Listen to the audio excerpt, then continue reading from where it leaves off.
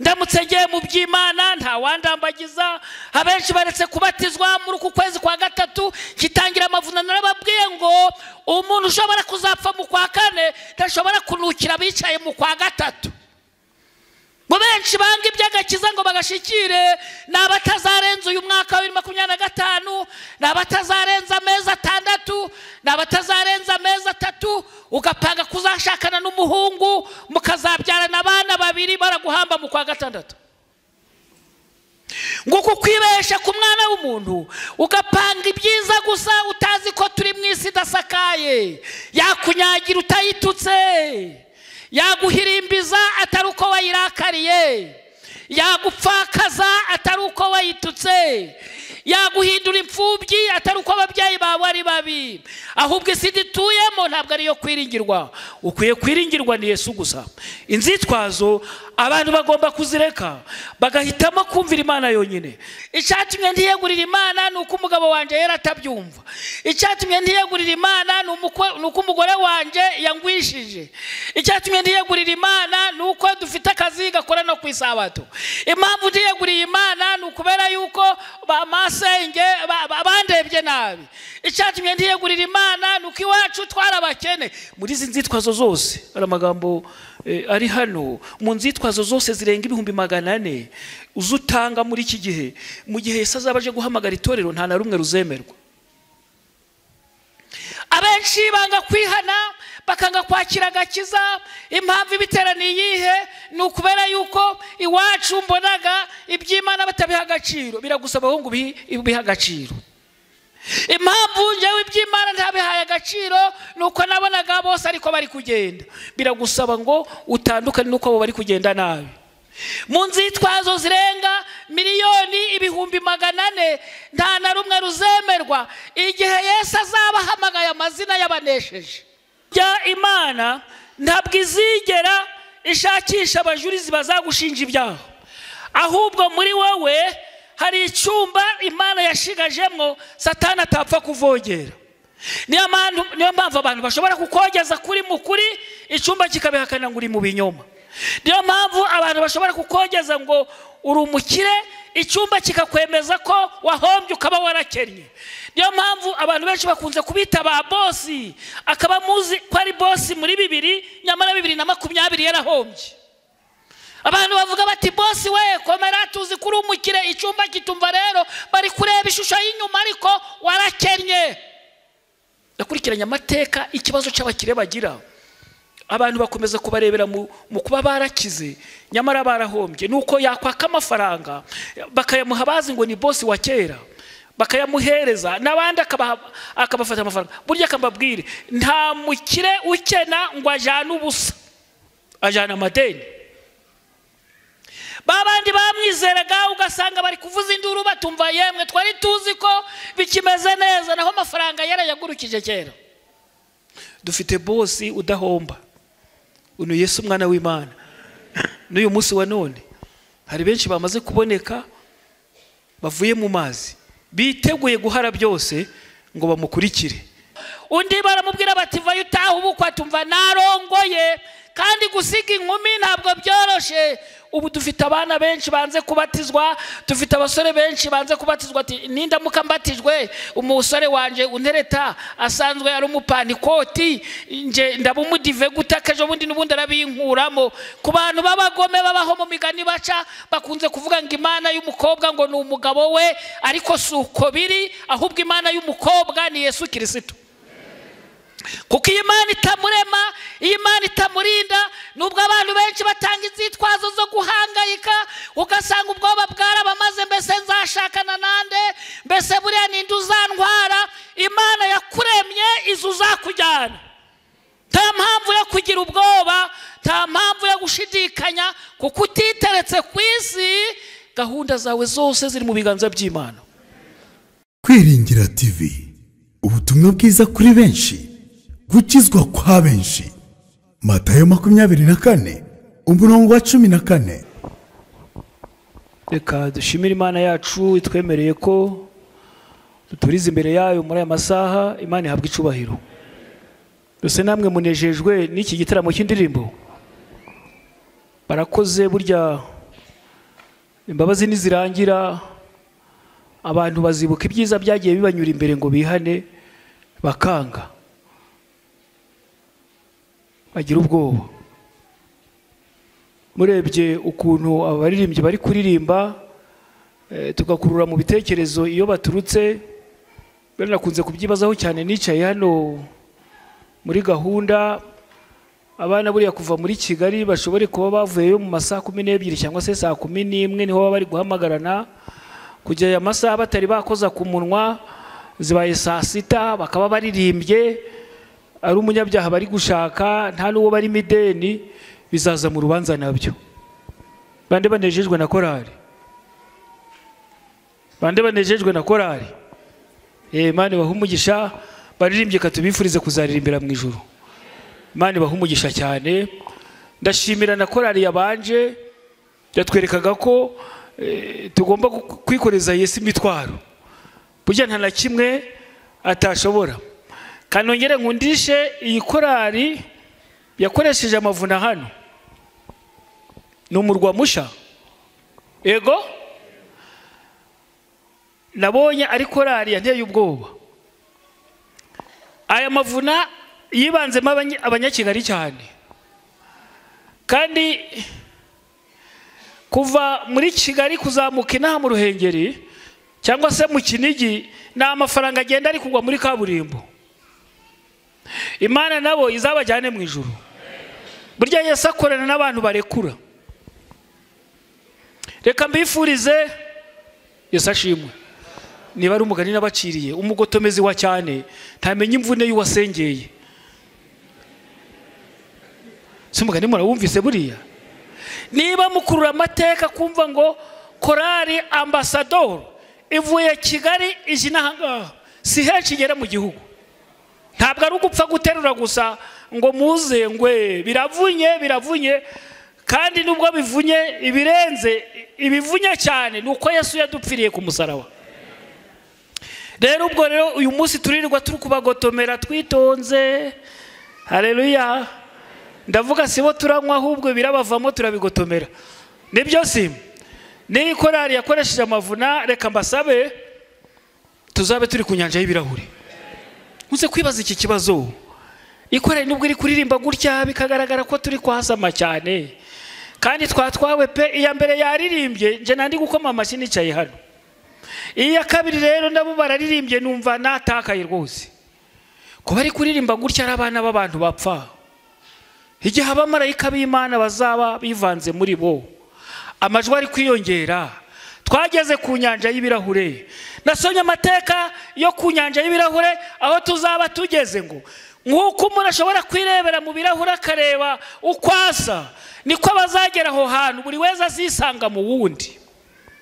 Atamutinya ngo yamugambanira, atamutinya ngo yamunegura, atamutinya ngo yamusebya, atamutinya ngo yamwica. Aho ku nyanja y'ibirahure ibibazo no gushidikanya bizaba byasigaye mu isi, aho tuzibera mu munezero. Kibazo ikibazo muri aya masaha ko saa sita zigeze. Haleluya.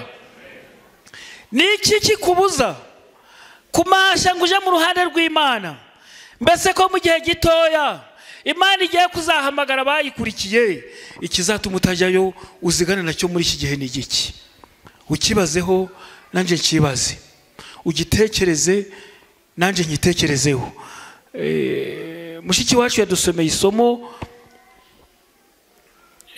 riri mu Byahishuwe. Mu Byahishuwe ku izina nitwa Karenzo Jean Bosco. Cyakora naba b'Kigali nshobore kuba narakozeyo kera bakiri bato yari abana, ariko hari Remera nahamaze ibyumweru 2. Rero impamvu mbavuze izina ryanje, ntabwo ari byiza kuba uze uri umushyitsi ngo usubire iwanyu uri kuvuga ngo ariko ngo umuntu watubwirije ngo ninde. Oya da, kuko kuvuga izina ntabwo ari bibi. Yesu ashimwe.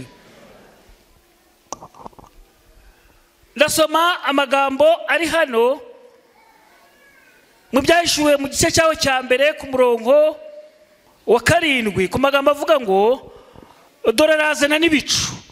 Ariko impamvu Yohana yavuze aya magambo, yaravuze ngo jewe Yohana ndabandikiye mwebwe abo mu matorero 7 yo mu Aziya, ubuntu bube muri mwe n'amahoro biva ku Mana iriho kandi yahozeho kandi izahoraho, biva no ku myuka irindwi iri imbere y'intebe yayo, no kuri Yesu Kristo ariho mugabo wo guhamya ikiranuka n'imfura yo kuzuka, utwara abami bo mu isi, udukunda kandi watwejejeho ibyaha byacu amaraso ye, akaduhindura abami n'abatambyi b'Imana ye, ariyo na se icubahiro n'ubutware bibi by'iteka ryose. Amena. Dore arazana n'ibicu, Yohana arateguje, kandi amaso yose azamureba, ndetse n'abamucumise amacumu nabo bazamureba, kandi amoko yose yo mu isi azamuborogera nanone. Amena. Nsomye amagambo ariko nkasimbuka nkagera ku itorero ryitwa Philadelphia. Urukundo rwa kivandimwe ryabonetse mu gihe ubwo itorero ryari rivuye mu kaga gakomeye, mu karengane k'imyaka 1260. Amagambo aravuga ngo, wandikire marayika w'itorero ry'i Philadelphia uti, uwera kandi w'ukuri, ufite urufunguzo rwa Dawidi, ukinga ntihagire ukingura, kandi ukingura ntihagire ukinga. Avuze aya magambo ati, nzi imirimo yawe, turashize imbere yawe urugi rukinguye kandi nta ubasha kurikinga, kuko ufite imbaraga nke nyamara ukitondera ijambo ryanje, ntiwihakane izina ryanje. Dore nguhaye bamwe bo mu sinagogi ya Satani bita Abayuda nyamara atari bo, ahubwo ari abanyabinyoma.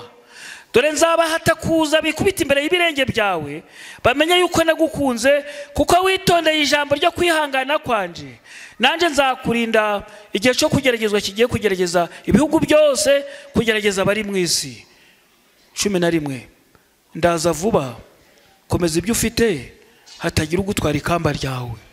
Ariko ikibazo kikaza, niba icyo ufite ushobora gukomeza byatuma batagutwara ikamba ryawe. Iyo turi mu iteraniro nk'iri ngiri, nubwo abantu benshi bakunze kurebana, ariko buri wese ijuru rimureba nk'aho ari we wenyine uri ku isi. Magambo nigeze mvuga hano ari mu gitondo, navuze amagambo avuga ngo, burya Imana ntabwo izigera ishakisha abajurizi bazagushinja ibyaha, ahubwo muri wowe hari icyumba Imana yashigajemwo Satani atapfa kuvogera. Niyo mpamvu abantu bashobora kukogeza kuri mukuri, icyumba kikabihakana ngo uri mu binyoma. Niyo mpamvu abantu bashobora kukogeza ngo uri umukire, icyumba kikakwemeza ko wahombye ukaba warakennye.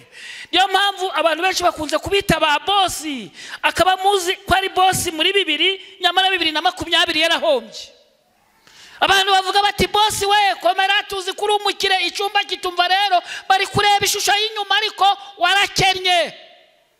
Nakurikiranye amateka ikibazo cy'abakire bagira, abantu bakomeza kubarebera mu kuba barakize nyamara barahombye. Nuko yakwaka amafaranga bakayamuha bazi ngo ni bosi wa kera, bakayamuhereza n'abandi akabafata amafaranga. Burya akambabwire, nta mukire ukena ngo ajana ubusa, ajana amadeni.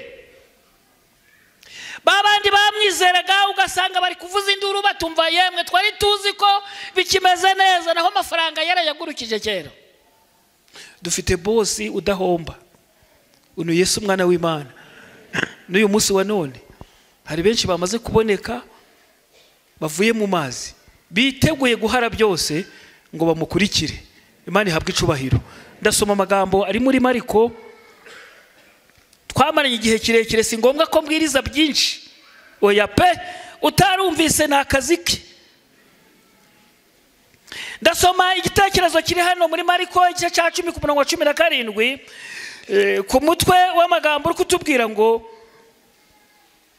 iby'umusore w'umutunzi.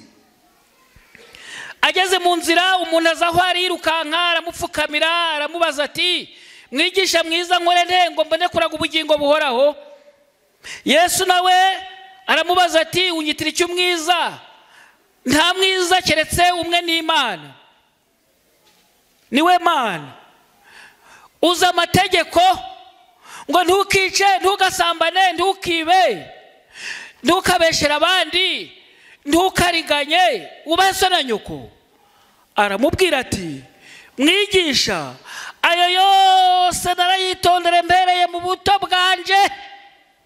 Yesu amwitegereje aramukunda, aramubwira ati, ushigaje kimwe, genda ibyo ufite byose ubigure impiya uzifashisha abakene, nibwo uzagira ubutunzi mu ijuru, uhere kuzunkurikire.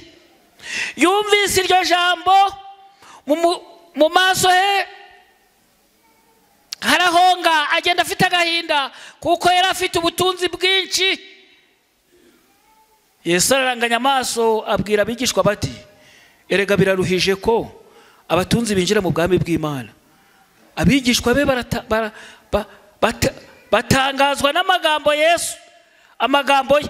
Nuko Yesu arabasubiza ati, bana banje ni ukuri biraruhije ko abiringiye ubutunzi binjira mu bwami bw'Imana. Icyoroshe nuko ingamiya yanyura mu izuru ry'urushinge kuruta ko umutunzi yakwinjira mu bwami bw'Imana. Barumirwa cyane bati, ubwo bimeze bityo ninde ushobora gukizwa?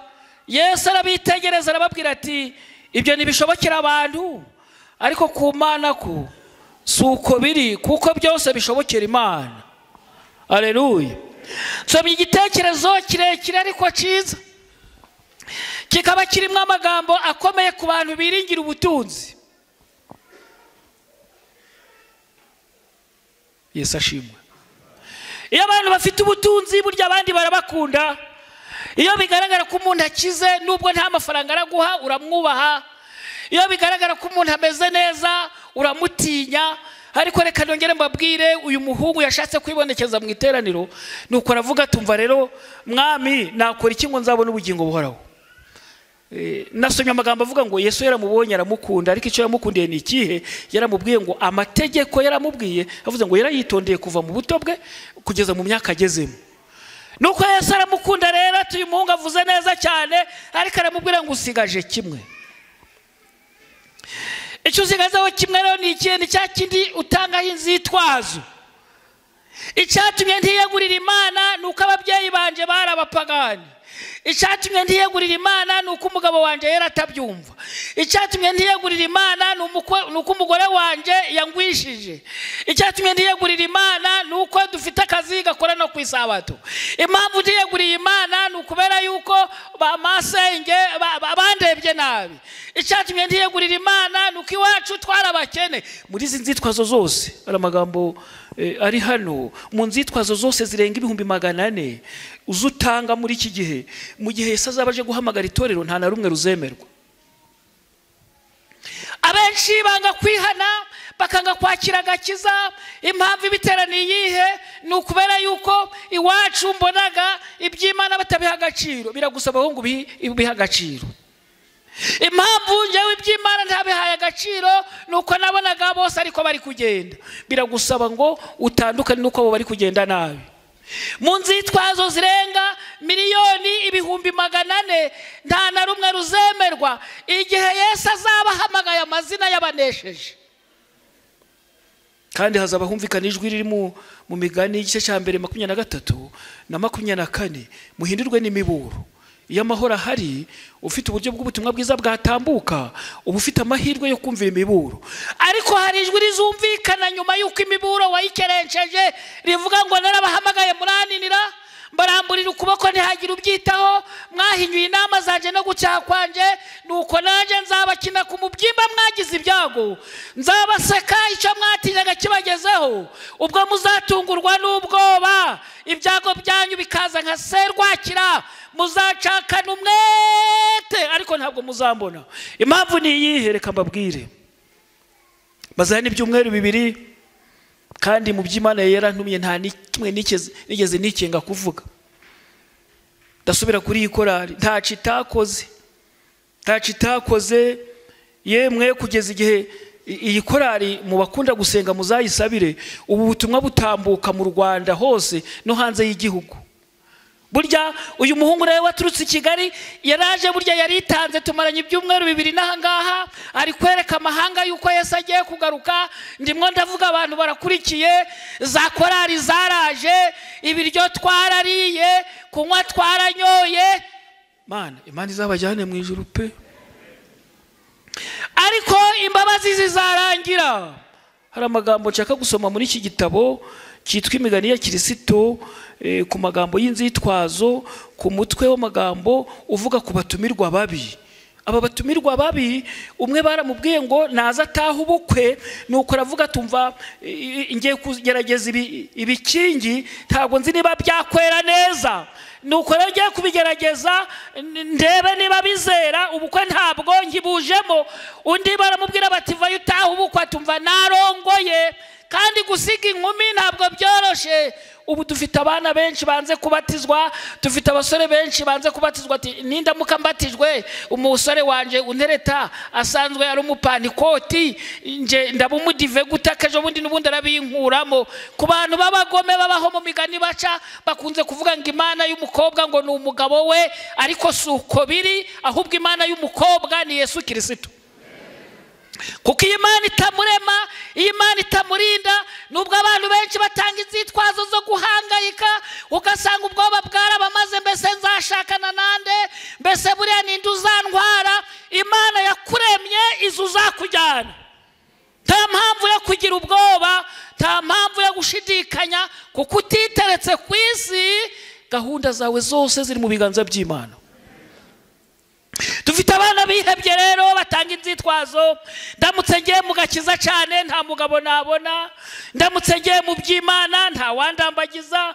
Abenshi baretse kubatizwa muri uku kwezi kwa gatatu kitangira amavunano. Narababwiye ngo umuntu ushobora kuzapfa mu kwa kane ntashobora kunukira bicaye mu kwa gatatu.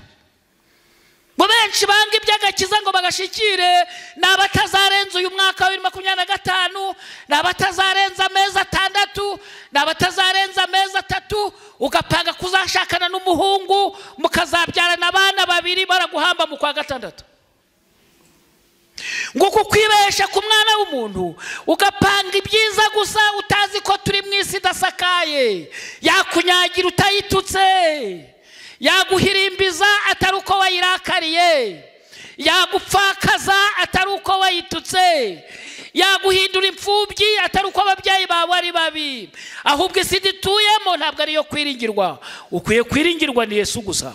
Inzitwazo abantu bagomba kuzireka, bagahitamo kumvira Imana yonyine. Ndasoma rero aya magambo, kandi nimara kuyasoma ndasozesha isomo rimwe, nuko mbareke. Natangiye ndi kubabwira ngo ibyo twumvise ni byinshi, ababwiriza bamaze kutunyura imbere ni benshi, indirimbo zatunyuze imbere ni nyinshi. Ndibuka bwa mbere tuje kureba korari yari iriho ikomeye cyane muri 95, n'abatwara muco. Cyo gihe mu buzima yari kuririmba hitwa mu Nyanga muri Nkumba, tukava iwacu n'amaguru, abantu bakabyuka saa 9 n'amaguru, kuko imodoka zari ntazo, nta magara hari, nta na za piki zihari, tukagenda n'amaguru guhera saa 9 tukazagera mu Nyanga saa 3 z'amanywa amaguru yahiye. Tugiye kureba ko korari iraririmba. Ubu rero izigezweho n'aba ambasadoro. Iyo bavuga ambasadoro iri hehe, baravuga bati ni Gisenyi, hari abemera gutega bakajayo. Ubu rero aba baririmbyi batuvunya amaguru barayizana hano. Burya murahenze, ariko ntabwo muhenze kurenza Yesu mwebwe. Niyo mpamvu mu cyimbo cyuko mwagaragara nk'abagezweho, ntabwo ari mwe mugezweho, Yesu uri muri mwe ni ugezweho. Twebwe turaba igihe gitoya. Haleluya. Turaba igihe gitoya, ariko Yesu ni uw'igihe cy'iteka ryose. Nkabamenyesha rero, wagombye gukunda iby'Imana kurenza ibyo uri gupanga. Ibyo upanga bizapfa. Nkunze kubwira abasore cyane, ni n'umugani uhari mu Kinyarwanda, uzakunda ugukunda, kuko uwo wimariyemo akunda abandi.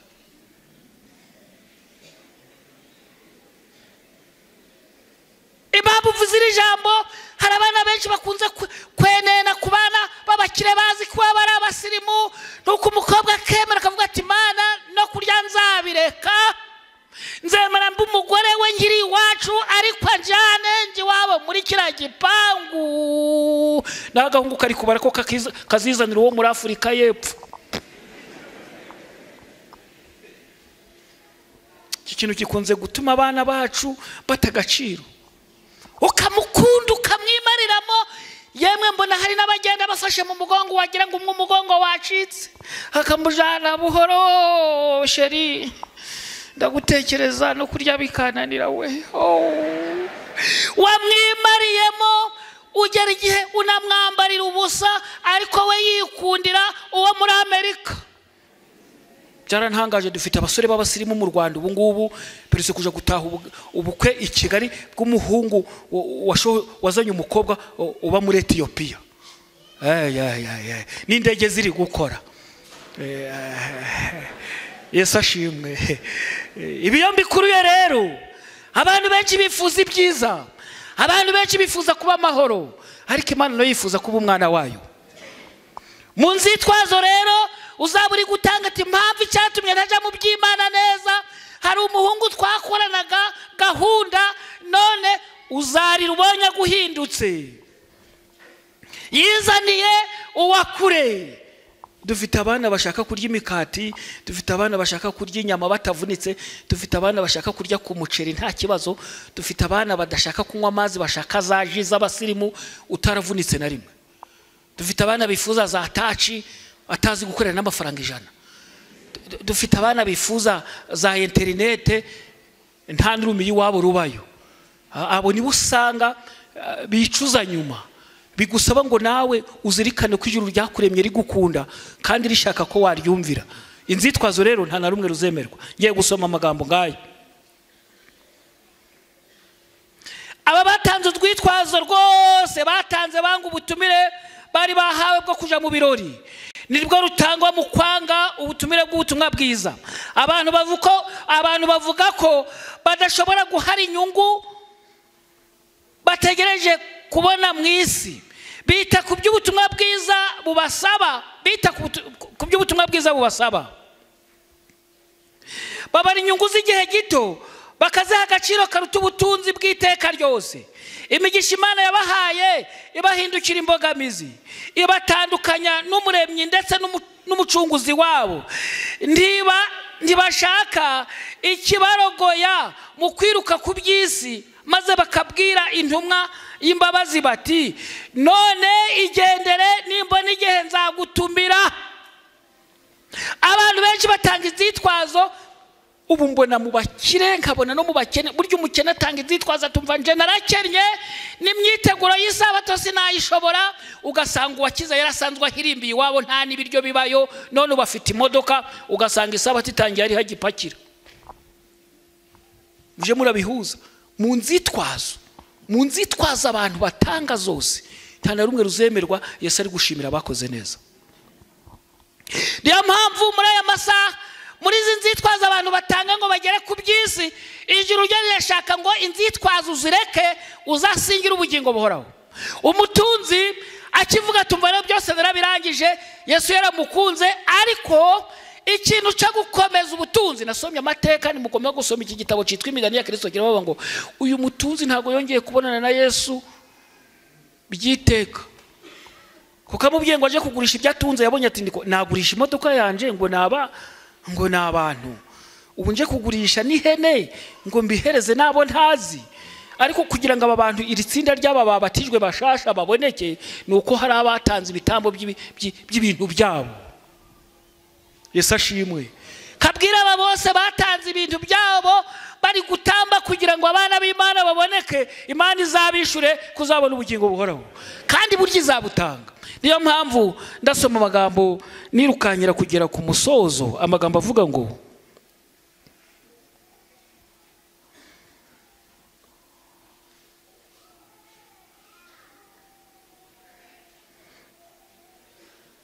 abandi bavuga ibibazo bishobora kubabaho mu mibanire yabo n'abandi baramutse bemeye kumvira ukurarika kw'Imana. Bavuga yuko batakwihanganira kunyuranya na bene wabo ndetse n'abo bamenyeranye, bityo bakaba bahamije ubwabo yuko bameze nk'ababandi bagaragara mu mugani. Nyiribirori afata inzitwazo zabo zidafashije ko kugaragaza kwanga ubutumire bwe.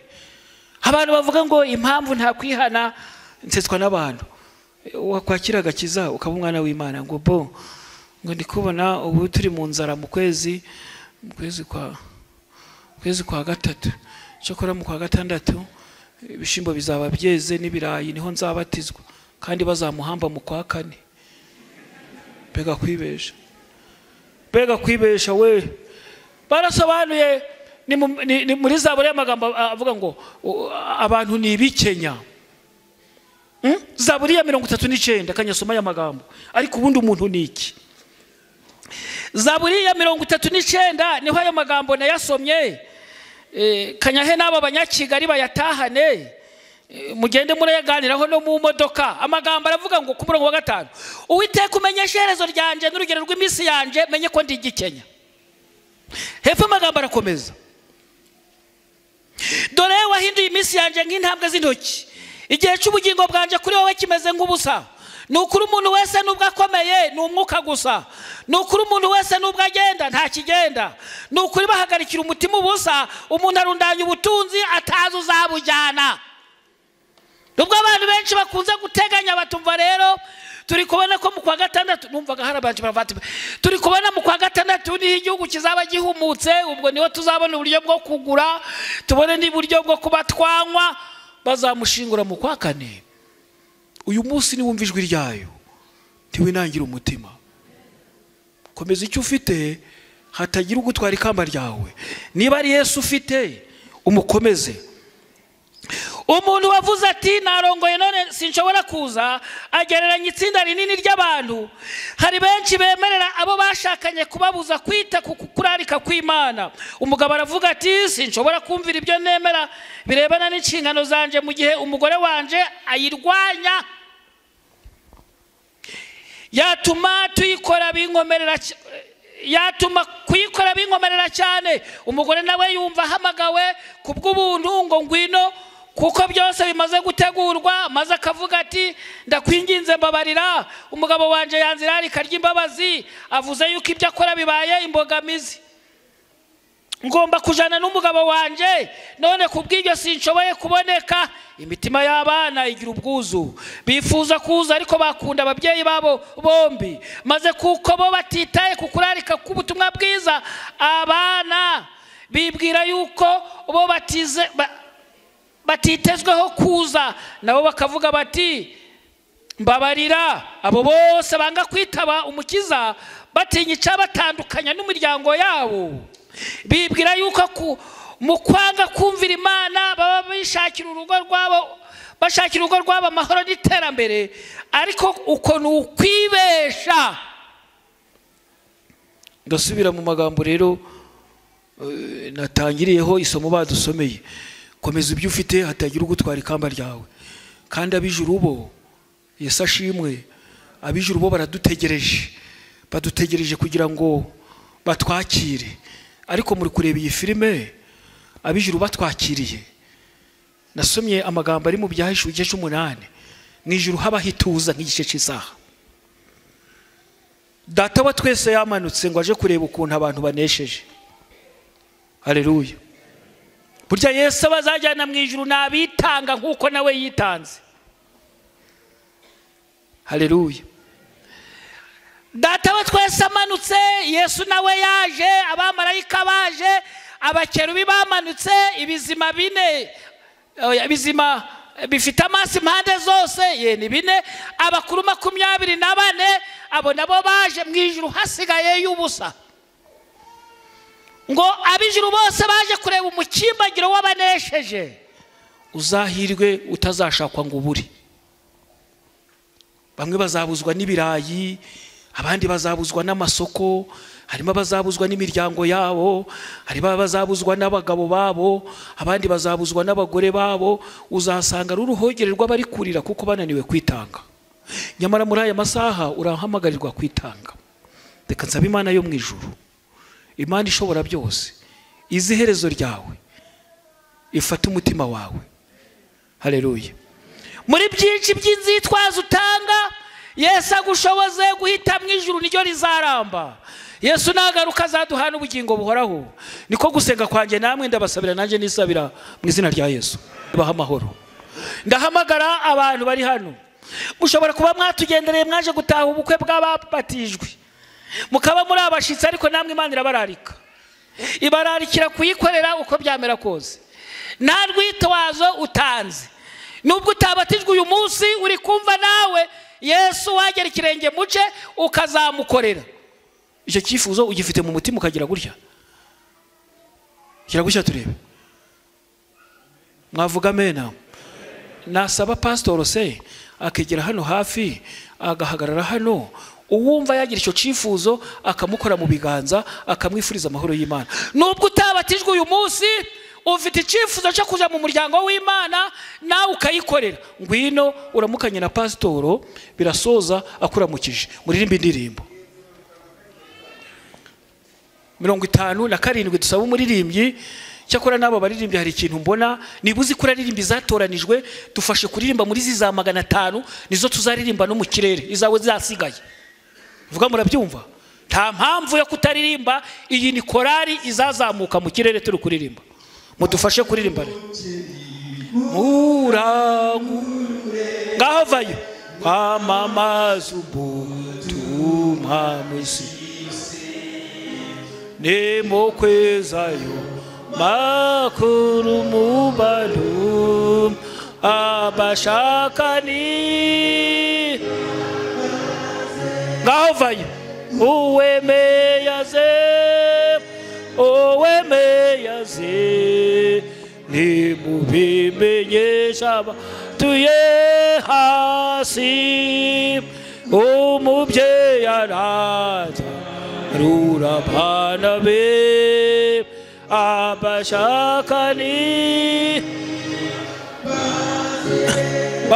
bawitonze reka mbasabe uyu munsi niwo munsi mukuru dufite w'abantu bari kwitangira gukora umurimo w'Imana mwavuga amena biragusaba ngo uririmbe arega aririmbana n'iriteraniro hari igihe tuzongera kuririmba utakiriho buje muragera mu nzu y'Imana mufite imbaraga Imana bayabakijije ibiza byinshi byagombaga kubahitana none uteranye n'abazaje mu ijuru kubwiyo mpamvu ririmba turahamagara abantu uwumva nawe dufite n'abasubiye inyuma bagenda bakuba amaguru covid yaraje insengero bazifunze kambamenyesha itangazo nubwo mwisi insengero zafungwa insengero z'ijuru zo zirakinguye burya Yesu yiteguye kwakira uwari we wese wakwemera gukorana nawe ngwino rero icya kabiri kandi nawe uri kuririmba mu ntege nke yitindiganya yinjirije uriruguruye ngwino zera y'ubugingo abashakani baze ngwino nimubimenyesha tuye hasi umubyeyi arata rurabana be abashakani baze itonde tugiye kuririmba icyanyuma turekera aho ngaho amatwi urayafite n'amaguru yakugeza hano urayafite mu nzitwazo utanga rero banseka gusekana ni ukuguzanya baraguseka uri kwihana tuzamuseka ari kwiba biragusaba rero nguze usanga umukiza kandi wakijije abandi nawe yagukiza haleluya ngaho ririmba ikindi gice niba uri kumva nawe hari icyo umutima ukubwira ngo ukosore vayo hano dufatanye gusenga ngwino nagire bwangu nindagira ubutware ihangane ushaka zahabwa ubugingo abashakani